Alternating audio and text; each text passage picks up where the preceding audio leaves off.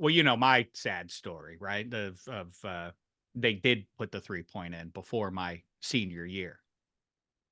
And I was really excited about it. And I set my goal, a simple goal. Guy, Dave was barely going to make the team, 13th man on a 12-man team. And I got on there as an afterthought as a senior, worked hard. That's what Dameshek's all about. And against our century-old rival, last regular season game of the year, obviously I wasn't going to be playing in any playoff games. I wasn't going to be suiting up for those, but I was suited up. And we were up 20 in the late stages of the fourth quarter.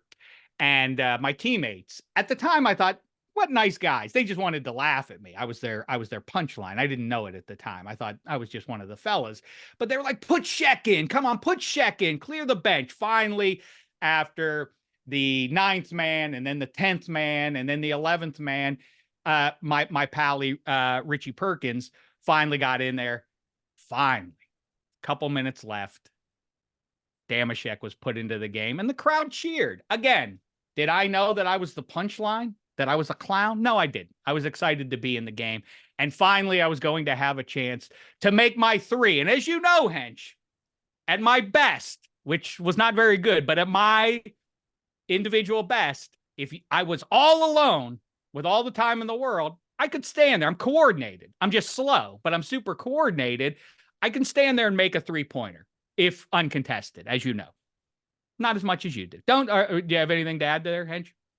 I've got so many questions. First of all, I want to go back to the Shek working hard part of I didn't. I wasn't. Okay. I used to get drunk before. I can't see me and Richie diving. used to get. I can't see you diving for a loose ball. I can't see you taking a charge. I can't see you doing anything that would define working hard on a basketball court.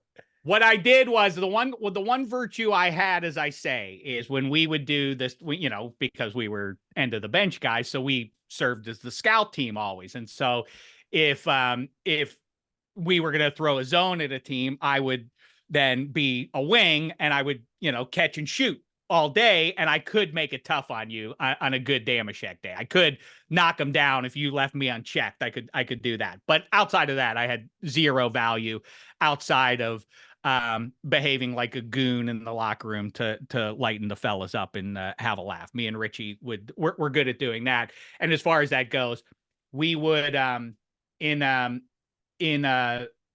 Swissvale area on my way back to Wilkinsburg, Turtle Creek from downtown, there was a beer distributor known to high school kids that you would just pull up to. It was a drive-through.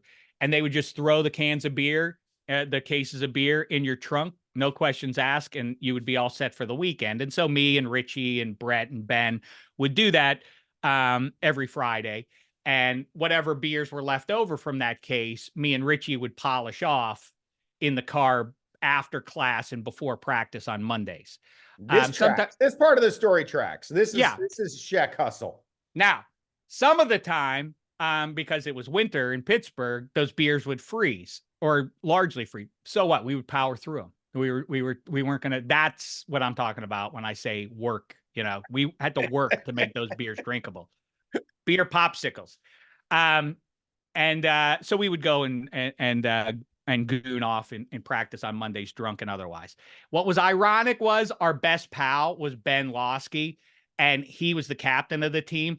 And he was the most outraged that we would show up drunk and we'd screw around in practice. And he would throw the ball at me all the time. And he'd be like, you can stop effing around. This game may not be serious to you because you're two clowns, but the rest of us want to win it. And be like, lighten up, man. You were drinking those beers with us last night. Like, we would talk. Anyway, so last game of the season, the clock's ticking down.